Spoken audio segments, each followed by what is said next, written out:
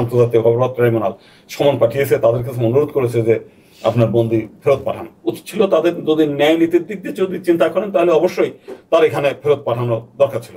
কিন্তু আমরা দেখলাম যে এর মধ্যে আইনের আবার তারা একটু সংশোধনী করে নিয়েছে পরে। এটা কি আপনি জেনে শুনে ভেরিফাই করে বলছেন? আমি জেনে শুনে ভেরিফাই করে বলছি। আমার কুমিল্লার ঘটনা তো আপনারা জানেন, একেবারে জলযন্ত্র বাহার সাহেবকে দিয়ে করানো। আমাদের সেই হিন্দুদের উপর যতগুলো হামলা, তার সবগুলোর পরিকল্পনা শেখ হাসিনা। প্রথম তো রায়ের যে বিষয়টা, এটা তো জনগণের আশা আকাঙ্ক্ষা পূর্ণ হয়েছে। যদিও আমরা এজ এ আইনজীবী হিসেবে জনগণের আশা কি থাকলো আর আকাঙ্ক্ষা কি থাকলো এটা তো বড় বিষয় না। বিষয় হচ্ছে যে সুষ্ঠু ন্যায় বিচার হয়েছে কিনা এবং তার বিরুদ্ধে অভিযোগ যথাযথভাবে প্রমাণিত হয়েছে কিনা।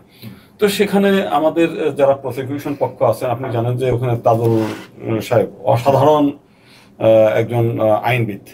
তো তার যুক্তি তর্ক সবকিছু মিলেই এবং রাষ্ট্রপক্ষের সমস্ত যারা অন্যান্য কলা কৌশলী ছিলেন প্রত্যেকে মানে ব্যর্থহীনভাবে প্রমাণ করতে সক্ষম হয়েছেন যে এই আসামিরা সত্যিকার ভাবেই অপরাধী এবং তারা কঠিন থেকে কঠিনতর শাস্তি পাওয়ার যোগ্য। সেখানে আদালত তাদেরকে সেই শাস্তি দিয়েছেন।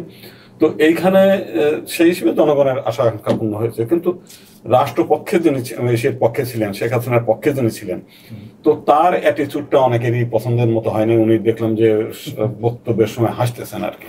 তো ওনার তিনিও খুশি আজকে ছিলেন, তিনি খুশি, কিন্তু এইটা তিনি কিন্তু খুশি হওয়ার কথা না। কারণ আমরা যখন আইনজীবী থাকি, যার পক্ষে আইনজীবী থাকবো, আমার অনুভূতি আসবে তার প্রতি। তার একজন ক্লায়েন্টের ফাঁসি হচ্ছে, তার কথা বলার ধরন তিনি যে আশা করেছিলেন তা হয়নি, বলেছেন। কিন্তু তার বলার মধ্যে যে গাম্ভীর্যতা থাকার কথা ছিল, এটা নিয়ে সমালোচনা হচ্ছে প্রত্যেকটি মানুষই, এবং এটা নিয়ে অনেকেই বলছেন যে আসলে উনি যথাযথভাবে দায়িত্ব পালন করেননি। তো এই বিষয়টা কিন্তু জনগণের, কিন্তু আমার মতে উচিত ছিল যে একজন মানে ওই পক্ষে যে আইনজীবী থাকবেন সে যেন তার মানে পেশাগত দায়িত্বের ক্ষেত্রে যেন অটল থাকে, এই বিষয়টা সেই রকম আমি একটু তো তার দিক দিয়ে যদি হেরফের হতেও সাজা কিন্তু একই রকমের সাজা নিয়ে কোনো সমস্যা ছিল না। যে তার দায়িত্বশীলতার আচরণ মানে সে যে আনন্দিত হচ্ছে জনগণের আশায়, এই আনন্দিত হওয়ার কথা ছিল না। অন্তত মানে মিডিয়ার কাছে বলার ক্ষেত্রে তার সংযত থাকা দরকার ছিল। আর ভারতের যে বিষয়টা দেখেন, এটা একটা নীতি নৈতিকতার প্রশ্ন। ভারতের সঙ্গে আমাদের একটা বন্দি বিনিময় চুক্তি আছে। সেই চুক্তি অনুযায়ী ভারতের কিছু সন্ত্রাসী যারা দেশ বিরোধী, তাদেরকে কিন্তু বাংলাদেশ থেকে আমরা তাদের চাওয়া মতো হস্তান্তর করেছি। এবং বিচারের প্রথম যখন বিচার ছিল চলমান ছিল, তখনই কিন্তু বাংলাদেশের যারা এই আন্তর্জাতিক অপরাধ ট্রাইব্যুনাল সমন পাঠিয়েছে, তাদের কাছে অনুরোধ করেছে যে আপনার বন্দী ফেরত পাঠান। উচিত ছিল তাদের, যদি ন্যায় নীতির দিক দিয়ে যদি চিন্তা করেন তাহলে অবশ্যই তার এখানে ফেরত পাঠানো দরকার ছিল। কিন্তু আমরা দেখলাম যে এর মধ্যে আইনের আবার তারা একটু সংশোধনী করে নিয়েছে পরে, যে যদি দেখা যায় তার প্রাণ সংশয় হবে কিংবা অন্য কিছু হয়, তাহলে সেখানে তাকে বন্দীকে নাও পাঠাতে পারে, এই বিষয়টা। তো এখন তারা এই বিষয় নিয়ে তারা যে যুক্তি দেখায়, প্রাণ সংশয় আমাদের তো যে 10 ট্রাক অস্ত্র মামলায় যে ইয়ে ছিল, আরে বিচ্ছিন্নতাবাদীদের ছিল, তাদের তো কি যেন পরশ বড়ুয়া, পাঠানো হয়েছে। সেখানেও কিন্তু প্রাণ সংশয় হতো, বাংলাদেশের প্রাণ সংশয় ছিল, সেম ছিল। তো সেই হিসেবে তারা কিন্তু এখানে পাঠাতে বাধ্য। এবং নীতি নৈতিকতার দিক দিয়েও যদি হয়, আন্তর্জাতিক প্রোটোকল হিসেবে যদি চিন্তা করা হয়, তাহলে কিন্তু এই অপরাধী, এখন তো সে সাজাপ্রাপ্ত আসামি, তো একজন সাজাপ্রাপ্ত আসামিকে তো অন্য দেশে রাখতে পারে না, তাকে অবশ্যই ফেরত পাঠাতে হবে এই বিষয়ে। তো সেই বিষয়ে বাংলাদেশ অলরেডি মানে সেখানে তাদেরকে পাঠানো হয়েছে, চিঠি পাঠানো হয়েছে যে অবিলম্বে, যেহেতু তার সাজাপ্রাপ্ত আসামি, অতএব তাকে ফেরত পাঠানো। সেখানে ভারতের যে বিষয়টা, তারা বলতে চায় যে সে আমাদের অতিথি এবং এখানে প্রাণ বাঁচানোর জন্য আমাদেরকে এইখানে আসছেন, তো তাদের প্রাণ রক্ষা করাটা আমাদের নৈতিক দায়িত্ব, এই যুক্তি দিয়ে তারা হাসিনাকে রাখতে চাচ্ছে আর কি। তো এইটে তাদের যুক্তি ঠিকই আছে, কিন্তু একজন অতিথিকে সে রাখতে পারে, কিন্তু একজন অপরাধীতে, মৃত্যুদণ্ড আসামি, যিনি এতগুলো খুনের মামলার আসামি, এগুলো তো বটেই। সবচেয়ে বড় ব্যাপার, যদি আমরা মানে ভারতের যদি একটু, এটা তো সিভিলাইজেশনের ব্যাপার, আর একটা হচ্ছে যদি হিন্দুত্ববাদ এখন যারা আছে ভারতের বিজেপি গভর্নমেন্ট, ওরা যদি হিন্দুদের দিক নিয়ে চিন্তা করে, তাহলেও আপনি 1992 সালে যে ঘটনাটা আপনি জানেন কিনা, যে যখন ভারতে বাবরি মসজিদকে কেন্দ্র করে একটু ওইখানে গ্যাঞ্জাম চলছে, তখন শেখ হাসিনা মতিউর রহমান রেন্টুকে ডেকে এক ব্যাগ টাকা দিয়ে বলছে সারা বাংলাদেশে হিন্দু মুসলিম রায়ট লাগিয়ে দাও। এবং শেখ হাসিনার পরিকল্পনায় প্রথমে ঢাকেশ্বরী মন্দির, তারপর হচ্ছে ওই যে ঢাকা বিশ্ববিদ্যালয়ের বুড়ো শিববাড়ি মন্দির, রামকৃষ্ণ মিশন, গৌরী মঠ, সারা ঢাকা শহর প্রত্যেকটি মন্দিরে আগুন ধরাইছে। মরণচাঁদের মিষ্টির দোকান থেকে আরম্ভ করে বহু মানে হিন্দু দোকানপাট পুরানো হয়েছে, সারা বাংলাদেশে আগুন ধরাইছে।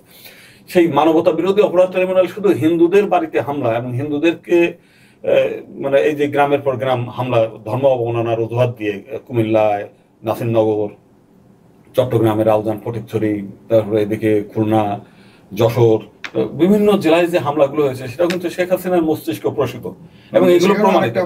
ইন্ডিয়ান একটা পলিটিক্স আছে, শেখ হাসিনা কিন্তু কংগ্রেসপন্থী ছিল, রাইট, সেখানেও বিজেপির সাথে ফাইট। তাহলে সেই হিসেবে যদি স্বজাতি প্রীতিটাও দেখায়, তারপরেও শেখ হাসিনার মৃত্যুদণ্ড কিন্তু তখন হয়, সেটাও কিন্তু একটা জাতি গোষ্ঠীকে নির্মূল করার যে ঘটনা, সেটা কিন্তু শেখ হাসিনা করেছে। বাংলাদেশের হিন্দুদের উপর যতগুলো হামলা, তার সবগুলোর পরিকল্পনা শেখ হাসিনার, এবং এটা কিন্তু প্রমাণিত। আপনার এখন তো গোপন করার কিছু নাই, এখন প্রত্যেকটি ঘটনার প্রত্যেকটি মানুষ সাংবাদিক। একটা কিছু ঘটলেই মানুষ সঙ্গে সঙ্গে পথচারী একটা মোবাইল ক্যামেরা দিয়ে ছবি তুলে ফেলে, ভিডিও করে ফেলে, যেটা আগে সম্ভব ছিল না। গোপন করার যেটা বললেন, বাংলাদেশে যতগুলি ঘটনা ঘটেছে, জাতিগত দাঙ্গা বলুন, হিন্দু মুসলিমদের মধ্যে চলো, আপনি বলছেন সবকিছুর পেছনে শেখ হাসিনা। এটাকে আপনি জেনে শুনে ভেরিফাই করে বলছেন? আমি জেনে শুনে ভেরিফাই করে বলছি। আমার কুমিল্লার ঘটনা তো আপনারা জানেন, একবার জলযন্ত্র বাহার সাহেবকে দিয়ে করানো। এতে দিয়ে আওয়ামী লীগের আসলে আওয়ামী লীগের বিষয়টা, আওয়ামী লীগ চাচ্ছে যে এইখানে সে বিশ্বব্যাপীকে বোঝাতে চায় যে আমি চেয়ারে আসি বিধায় জঙ্গিটাকে একটু আমি দমন করে রাখছি, তা না হলে বাংলাদেশে যেভাবে জঙ্গি বেড়ে উঠতেছে, তো অতএব ওই জামাত কিংবা বিএনপিটা যদি ক্ষমতায় এসে পড়ে, তাহলে ভারতের অস্তিত্ব থাকবে না, তার সেভেন সিস্টার থাকবে না, বাংলাদেশের মাইনরিটিরাও থাকতে পারবে। এটা হলো তাদের একটা, যে কারণে মাঝে মাঝে সেই ঘটনা ঘটিয়ে সে ওইটাকে জাস্টিফাই করে। এই পর্যন্ত আপনারা শেখ হাসিনাকে এই দোষে অভিযুক্ত করে কোনো ধরনের রিপোর্টও আপনারা সাবমিট করেননি? আমরা করেছি, এটা নিয়ে আমরা বহু মিছিল মিটিং করেছি এবং প্রত্যেক বছর আমরা রিপোর্ট পেশ করেছি। আমরা একবার প্রকাশ্যেই বলেছি যে আইনের কাছে আমরা যাই নাই নানা কারণেই। এখানে আমরা মাইনরিটি হিসেবে সবসময় আমরা একটু ভয়ে ভীতির মধ্যে থাকি। যখন কোন একটা ঘটনা ঘটলেই, যেহেতু এমনিতেই আমাদের ঘাড়ের পর চেপে সে ক্ষমতায় থাকতে চায়, তো তারপরেও নানা কারণে হেনস্থা হওয়ার ভয়ে অনেকেই মানে এই সমস্ত মধ্যে যেতে চায় না, ঝামেলার মধ্যে যেতে চায় না, এই হলো বিষয়টা। তাছাড়া যদি আপনার এই 5 তারিখের ঘটনার আগে যে ঘটনাগুলো ঘটিয়েছে বাংলাদেশের আপামর জনসাধারণের উপরে, এটা বাদ দিলেও তার ফাঁসি হওয়া উচিত ছিল। 91 সালের ঘটনায়, বিভিন্ন সময় মানবতা বিরোধী যে সমস্ত ঘটনা উনি ঘটিয়েছে, তার দায়ে ওনার ফাঁসি হওয়া উচিত ছিল। আচ্ছা, এখন বাকি রইল যে আমি একটু যদি শেষ কথা শুনতে চাই আপনার, যে আওয়ামী লীগের এখন যে হাক ডাক শোনা যাচ্ছে, কালকে তারা শাটডাউন ডাক দিয়েছে, তাদের সফলতা করে তারা এই মোকাবেলা কতটুকু সাকসেস হতে পারবে মনে করেন? মোকাবেলা বলতে গেলে কি, মানুষ আসলে তো একটু সন্ত্রাসী দেখলেই ভয় পায়।